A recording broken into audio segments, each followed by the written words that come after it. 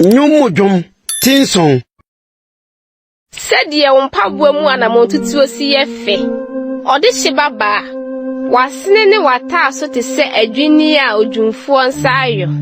Ufunu ma te se kura kurukuru wa amfransa monoda.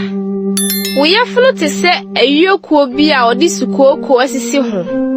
Unufu mienu te se atwinburu wanta.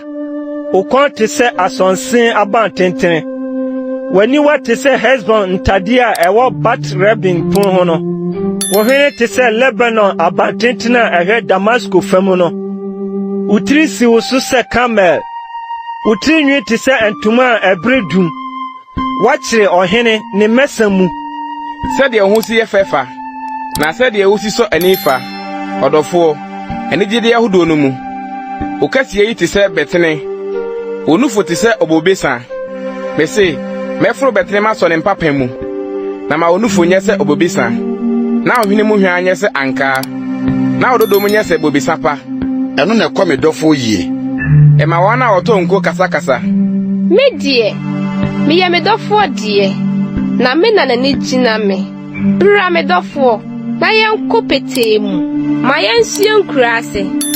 Ma ye ntu ahema nko bobe nturo mu nkohwe se obobe afefe. Na ne nhwiren apaapai. Se atoa agu nhwirane ana. Eho na meyi me do mama wo.